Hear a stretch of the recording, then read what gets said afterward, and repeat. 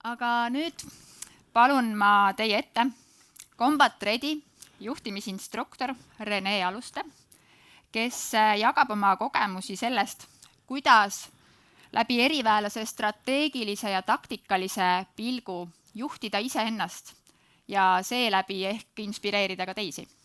Palun, Rene. Tänan, oodake, ärge plaksutage veel, vara veel. Veendume, et kas see ettekanne on seda väärt. Et paljude kõnelejate eesmärk on inspireerida, motiveerida inimesi. Minu praegu siin eesmärk on anda teile tööriistu, millega te siis saate iseennast eelkõige juhtida. Mis te ise arvate, mis on praegusel hetkel maailmas nagu kõige olulisem oskus, mida omada, mis on puudu? Kommunikatsioon, nii, väga hea. Empaatia, väga hea. Need on kõik osa sellest. Inimlikkus, jah. Et ühesõnaga, teil on kõigil on õigus, aga kõik taandub sellele, et juhtimine, inimeste juhtimine, et ma praegu käin sellisel põneval koolitusel nagu Imelised aastad ja õpin juhtima oma last, aga kellest see algab? Ikkagi vanematest, ehk siis mind õpetatakse oma last juhtima ja ma saan aru, kus see nii-öelda puudujääk on, sest selliseid koolitusi võib-olla varasem on. Juhtimistreening on täielikult puudu. Ainuke asi, mida te oskate, on see, mida te olete näinud, kuidas teid on üles kasvatatud ja need ei ole alati kõige paremad juhtimismeetodid, mis tänapäeval töötavad. On 3 juhtimisstiili, on boss, manager ja juht. Me tahame, et tänapäeval töötab ainult see juht, kes on eestvedaja. Nii, minu teekond siis, tutvustan kõigepealt iseennast, et minu meeskonnad on elus siis olnud, hakkab siis sealt poolt pihta, perekond, Punase Risti meeskond, ajateenistus, peale seda õnnestus minna erioperatsioonide gruppi kogemata, kohe räägin sellest ka, mismoodi ma sinna sattusin, siis sealt edasi tänu kehvadele juhtimisotsustele pidin sealt edasi liikuma, laevakaitseüksus, Liibanonis rahuvalvaja. Aasta 2022 õnnestus mul läbida maailma kõige raskem juhtimisalane kool. Ta on põhimõtteliselt juhtimise laboratoorium, kus käivad inimesed läbi, seal juhtimist ei õpetata, vaid sa pead juba oskama juhtida ja et olla seal edukas, põhimõtteliselt on kõik taandub meeskonnatööle. Aga mul õnnestus see läbida edukalt Eestit ja seal esindada siis. Ja valiti ka aasta 2022 aasta allohvitseriks, mis on sisuliselt hea juhi tiitel. Praegusel hetkel siis on minu meeskond Combat Ready, meid on üsna palju ja proovime siis, mitte proovi, vaid minu miks on see, et mina tahan Eesti iseseisvust suurendada, tugevdada läbi juhtimisalaste treeningute ja konsultatsioonide ja mismoodi me seda teeme, paneme inimesed lahingolukordadesse justkui. Ja see on juhtimisõpe, see ei ole nii-öelda sõduriõpe. Ja olen ka isa. Nüüd järgnevalt see kõik justkui tundub nagu tore, on ju siuke üles mäkke tee, aga te ei kujutagi ette, kui palju asju on valesti läinud minu elus ja mõnedest ma nendest kohe hakkan teile rääkima. Et minu õppetunnid on olnud siis elus see, et tuleb olla tagasihoidlik ja sellest lausest või sellest sõnast on tühik on puudu. Tagasi, tühik, hoidlik. Ma pead hoidma ennast tagasi, mitte et olema tagasihoidlik ja siuke vaikne. Siis olen õppinud vastutama, meeskonnatööd ja eelkõige seda, et elu on palju hullem lahinguväli. Et lahinguväljal on asjad kokku lepitud ja konkreetsed, aga elus ei ole seda tihti nii ja elu on palju hullem lahinguväli. Ja erioperatsioonidest õppisin ka seda, et alati näe lahe välja ja tea, kus sa oled ja kui sa ei tea, kus sa oled, siis vähemalt näe lahe välja. Et inimesed vaatavad väljaspoolt sind. Nii, ehk siis ma räägin teile mõningatest oma õppetundidest ja esimene neist on värbamine. Kuidas mina erioperatsioonidest sattusin, oli see, et värbamislause kõlas selliselt. 14 päeva põrgut, sinu elu kõige raskem tööintervjuu. No, kes tahaks sinna minna? Nagu minusugused inimesed tahavad. ja see tundus nii põnev, mõtlesin, mis asja, see ei ole võimalik lihtsalt. Ma olen nii-öelda lapsepõlv on olnud üsna keeruline, kogu aeg mingid nii-öelda inimesed ajavad mind taga, tahavad mulle tappa anda, millegipärast ju ma näen siuke välja, isegi mu õpetaja ütles mulle, sa näed niimoodi välja, et nagu ma tahaksin rusikaga lüüa lihtsalt. et ma tõmban natukene nii-öelda halba kontakte enda ligi. Ja see oli see ka, mis mind sinna tõmbas ja seal värbamisprotsessis siis, mis tehakse, on see, et seal ei õpetata ühtegi erialast oskust erioperatsioonides, vaid testitakse, kas sa oled meeskonnamängija, kas sul on tahtejõudu, et anda endast rohkem, kui sult nõutakse, kuidas sa saad hakkama stressi olukorras ja kas oled veel kõige selle sammusel ajal õppimisvõimeline. Siis lugu enda värbamisest. Nüüd ma olen jõudnud sellesse hetke, kus ma läbisin selle Rangeri kooli ja ma hakkasin värbama järgmist siis, osalesin siis ühes töögrupis, mis värbas järgmist inimest siis sinna Rangeri kooli saatmisel. Nii, tegime valikud. Keegi ei tundnud sinna valikule. Sarnane lause on ja, et me piiname teid sisuliselt 2 päeva, et tulge, on ja. Mitte keegi ei tundnud. Nii, mis me tegime? Meil pidime hakkama tegema suunatud pakkumisi. Nii, valisime potentsiaalsed inimesed, kes võiks sinna minna. Ja siis mina valisin ühe inimese, keda ma teadsin nagu kuskilt varasemast teenistuses, et ta peaks nagu võiks hakkama saada. Tal silmis oli nagu sära ka, okei, sina oled valmis, saadame sinu. Ja nii-öelda mul oli endal siuksed roosad prillid olid peas, ma nägin tas potentsiaali ja tahet. Ja see kursus kestab umbes 100 päeva kokku. Ehk siis tuletan meelde, kõige raskem juhtimisalane koolitus, kus inimesi reaalselt piinatakse nagu erinevate meetodite kaudu. Nii, 10 päeva on möödas, treening algas, sain sõnumi. See kõik on nii ajuvaba. Ma mõtlen, sain, ja see oli esimene sõnum, mis ma sain. Järgmine sõnum oli see, et teie kandidaat on katkestanud. Mõtlesin, mida asja, kuidas see võimalik on nagu, ja ta iseseisvalt katkestas veel. Me rääkisime talle, ma enda arust tegin piisavalt selgeks, et nagu katkestamine ei ole variant, et nagu mis iganes sa teed seal, aga ise alla ei tohi anda. Ja ta andis alla ja veel nii-öelda sõimas teisi instruktorid, et ta tuli sealt niimoodi, et keeras selja, pani maja ka veel põlema, et siuke normaalne diplomaatiline nii-öelda kaos hakkas pihta.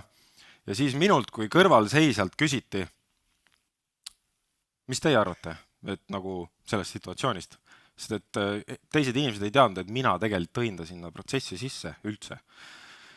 Ja mul oli ülihea võimalus päästada sealt välja, sest et nii-öelda ta oli juba niimoodi seina äärde pandud, et hakatakse kohe maha laskma. Ja mina ütlen siis, et härrased, mina vastutan selle eest 100%, et mina olen tegelikult süüdi.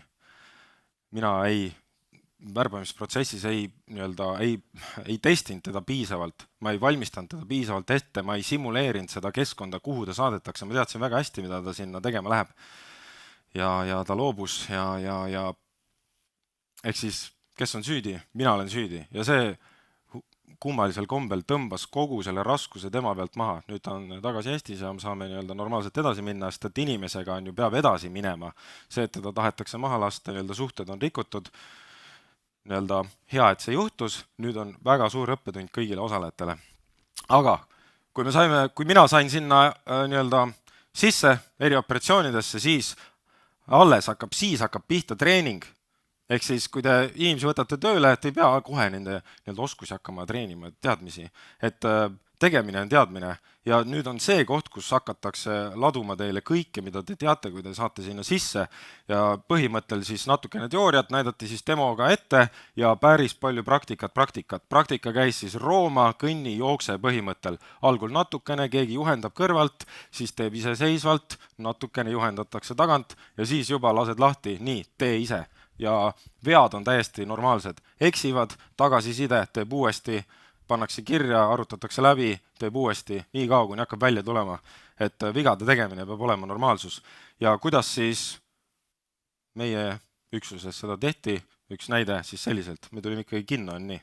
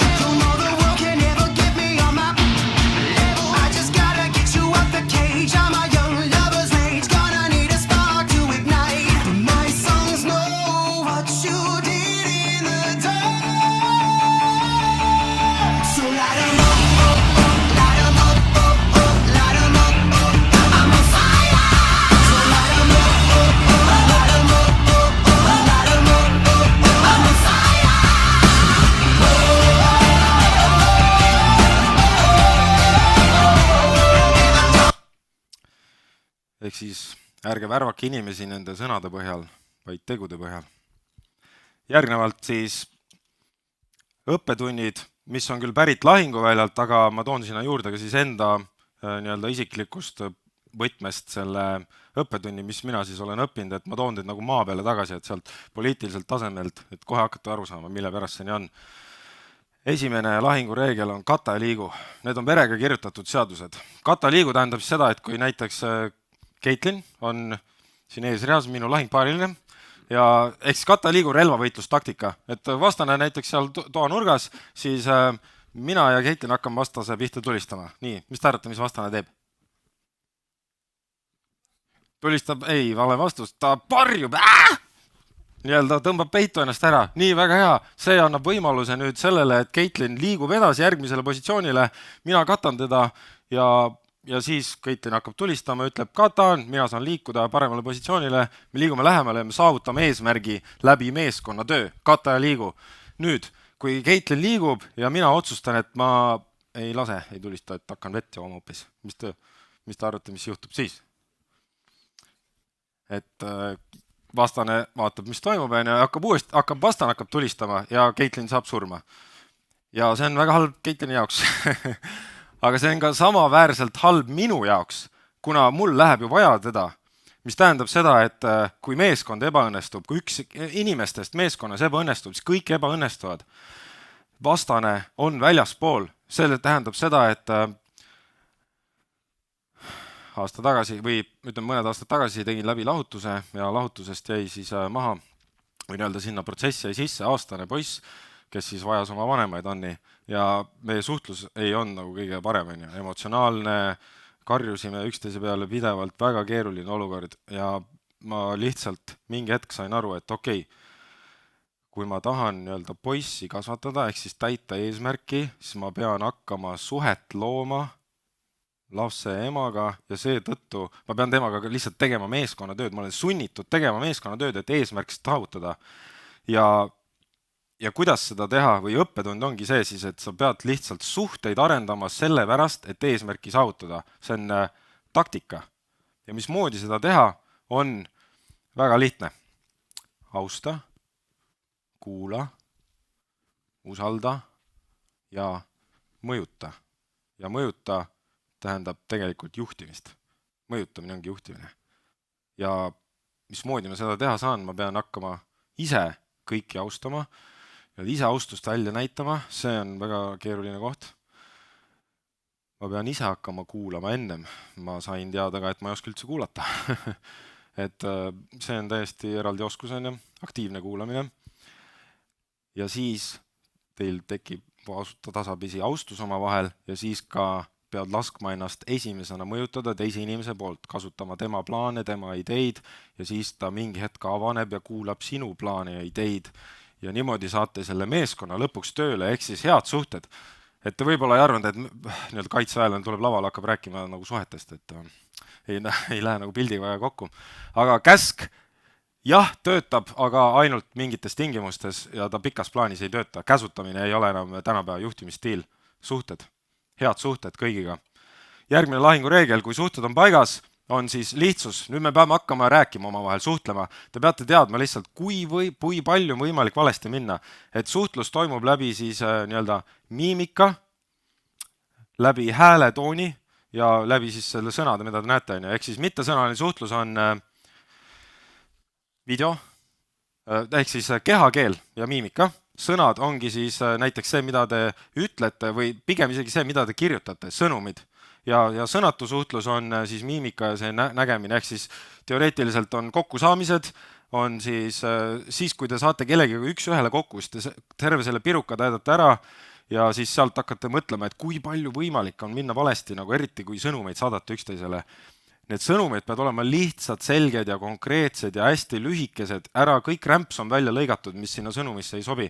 Ehk siis see tuleb sellest, et sideõppe, kaitsevägi, inimestele saadetakse omavahel nii-öelda koordinaate ja kui saadad oma informatsiooni teisele inimesele ära, siis küsitakse, ole hea, loe mulle tagasi, kuidas sa aru said. Siis ta loeb selle tagasi ja siis ütleb, kõik on korrektne kuni selle hetkeni, et paranda peale seda. et nii-öelda täiendad teise ära, ehk siis kinnitad või lükkad ümber teise sõnumi. Ja see tööriist ongi tagasilugemine.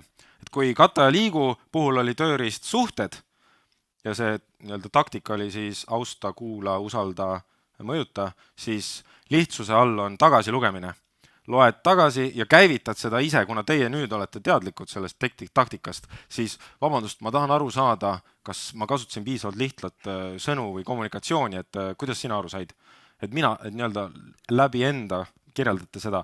Ning teine asi, mis on see, et kui keegi midagi hakkab rääkima, siis võtke esimese asjana kohe märkmik välja, teil on niikuinii kõigil märkmikud kaasas ja hakkake kirja panema. Nii, oota korraks, nii, panen kirja, nii, räägi, paned kirja. Ja siis lõpuks ütledki, ennem kui laiali lähme, loen sul tagasi, millest ma aru sain. Loed talle tagasi ja ta saab kohe lüngad ära täita. Nii. Ütleme, informatsioon on kõigile arusaadav. Inimese baasvajadus on, et temast saadakse aru ja temast mõistetakse. Et see ehitab ka suhet, see üles kirjutamine ja tagasilugemine. Et see taandub sinna esimesse lahingureeglisse. Et suhted on lihtsalt kõige olulisem. Te ei saagi nagu teise inimeseks suhelda, kui teil on suhted paigast ära. Ja see on üks võimalik variant siis seda teha. Nüüd me hakkame liikuma. Plaanid on tehtud ja asjad hakkavad juhtuma. Et millal läheb plaan valesti? Mis te pakute siin? Mis te arvate siin eesreas? Millal asjad hakkavad valesti minema tavaliselt? Nagu okei, kohe. Need plaanid ei tööta kunagi, sest vastane ei ole teie plaanide, et nii-öelda mina koostasin plaani üksinda ühepoolselt, vastane ei tea sinu plaane, temal on oma nagu ettekujutus asjadest. Ja mis tähendab seda, et asju hakkab juhtuma. Treeningus me teeme niimoodi, et asju juhtub ja asju juhtub korraga, 4-5 asja juhtub korraga. Keegi kuskilt tulistab, keegi kuskilt karjub, kuskilt mingid tsiviilid jooksevad sisse, mingi suits ja siis juhina oled seal, vaatad, täielik kaos lihtsalt, mis asja. Et mida ma teen ja siis hakkad kõiki asju natukene tegema, okei, andki selle abi, teeme seda ja siis mitte ükski asi ei saa tegelikult lahendatud. Ehk siis üritatakse kõike natukene teha, midagi ei saa lahendatud.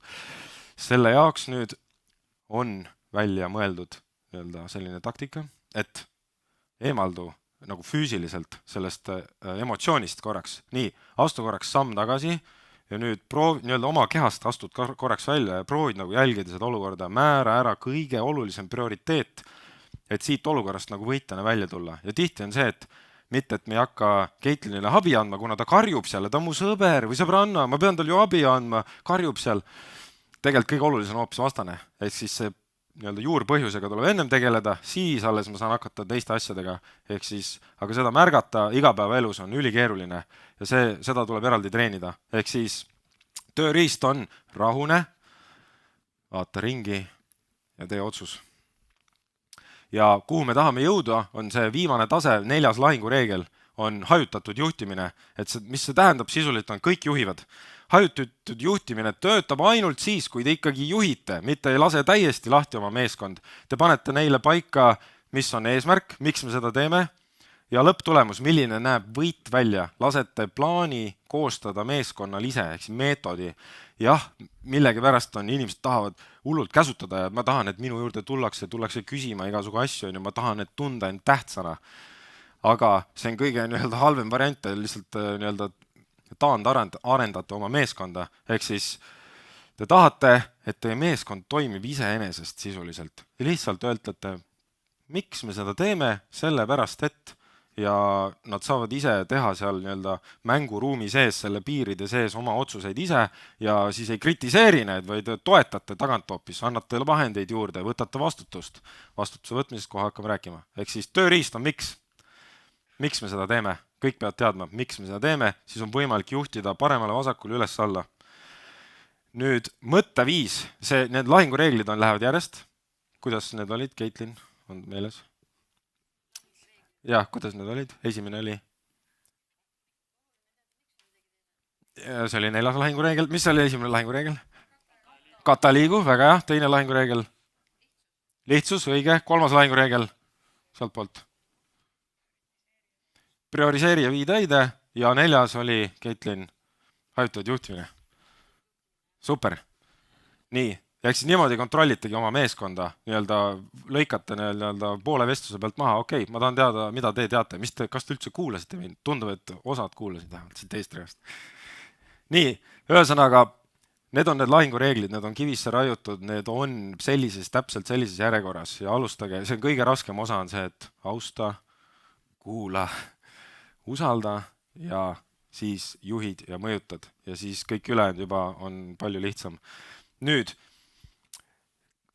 mõtteviis on siis nagu vihmavari, mis kõike seda varjutab ja see peab olema igal ühel inimesel, muidu see nagu väga hästi ei tööta. Ühesõnaga, mis see siis on see, et ülim vastutust, kõik võtavad vastutust, ei süüdista teisi, ma võtan vastutust probleemide tuvastamise ja lahenduse elluviimise eest nagu algusest lõpuni välja ja mitte ainult nagu materiaalsete või mingite tegevuste osas, vaid ka iseenda emotsioonide ja mingite triggerite ja kõikide asjade eest, et see oli see koht, mis minul nagu muutis seda läätse või prismat, kuidas ma elu vaatasin täiesti, et miks ma nii reageerin, nagu kui ta ütleb mingeid asju, ma tunnen end kuidagi kehvasti, nagu miks see nii on, nagu ma ei saa aru, nagu tahaks öelda kohe midagi hullult vastu, nagu näiteks mul on praegu ülikade, et teised meeskonnakaaslased on praegu Ameerikas Chacoga, et need, kellelt see süsteem pärit on, et nemad treenivad temaga otse, aga mina olen siin teie ees siin Eestis aga see on minu probleem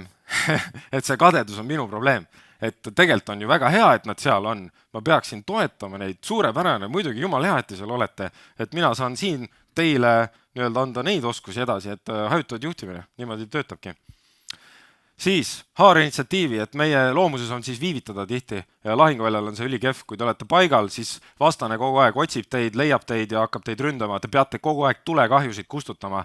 Kui te hakkate ise liikuma ja teisi ründama, siis vastane teeb täpselt seda sama, hakkab vaatama, reageerib kogu aeg mingid välistele teguritele, ehk siis meil on, et siis probleemide lahendamisel, kui te võtate haarate initsiatiivi, teil on võimalik seda probleemi nagu lõpptulemust mõjutada enda kasuks nii-öelda. Te tahate seda enda pärast sisuliselt teha.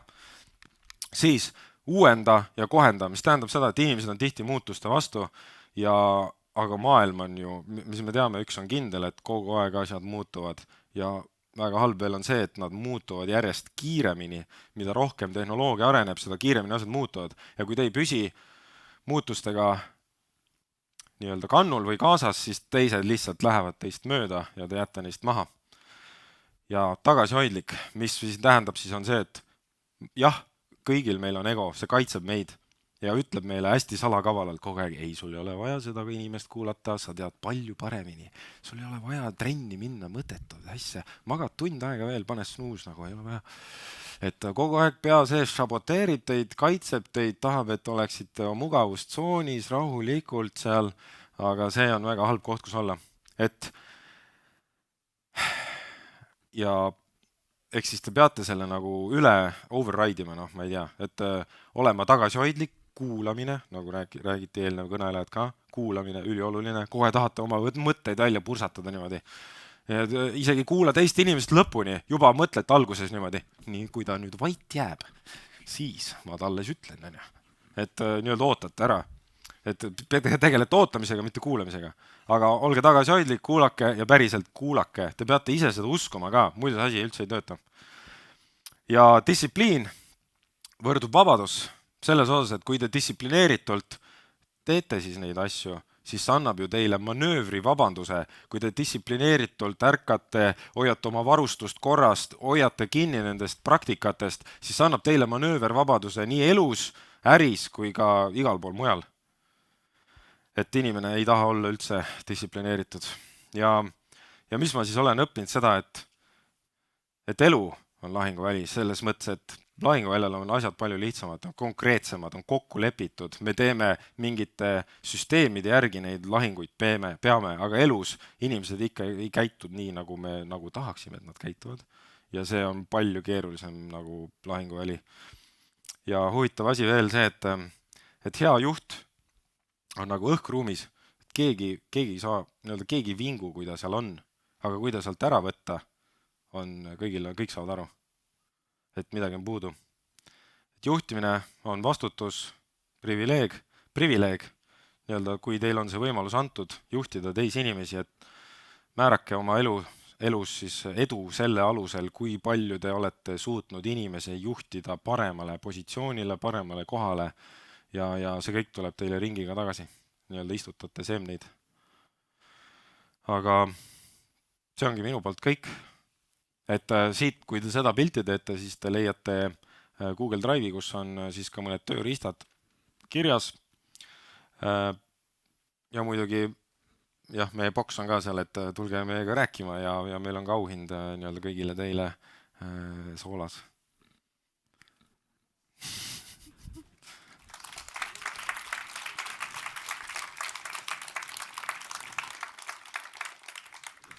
Aitäh sulle, Rene. Tuletan jälle meelde, et workshopis on võimalus esitada küsimusi. Alustame võib-olla sellise küsimusega, et kui sa homme oleksid täiesti uue organisatsiooni juht, siis mis oleks sinu 3 esimest sammu? Saada ülevaade nagu üldse, mis seal toimub ja võtta kõik kokku ja tutvustada, nii-öelda inimesi tundma õppida. Et kuna kõik taandub suhetele, siis on, ja Eestis on see, et inimesi on hästi vähe ja meil ei ole võimalik kõiki inimesi kogu aeg välja vahetada, siis saad tundma nii-öelda põhiinimesi ja kokku leppida siis uus kultuur, et nagu teha kokkulepped ja fakt on ka see, et kui mingid inimesed ei ole nende kokkulepetega nõus, siis kahjuks siit hetkest me enam edasi ei saa liikuda. Et need on need väärtused meie ettevõtte sees, millest me peame kinni pidama ja elame ja kui te ei ole nendega nõus, siis suurepärane, siis me mõlemad praegusel hetkel ju võitsime. Nii-öelda teie saate liikuda siis tegema seda, mida te tahate ja meie siin sees teeme seda, mis meie tahame. Ja oleme kokku leppinud. Midagi veel? Et ühesõnaga, tänapäeva juhtimine töötab ainult eestvedamisel. Te peate ise hullult palju tööd tegema, et kui te nüüd selle teadmise saite ja arvas, et midagi läks nüüd kergemaks, siis vastupidi. Nüüd te just teate, et kui palju teis on nagu ikkagi see vastutus, et elu juhtimine ei ole lihtne ja seda ei treenita ja seda me üritame ise siis teha, treenida teisi. Aitäh sulle, Rene. Aitäh. Raamat sulle kingituseks. Aitäh. Suur aitäh. Tänan.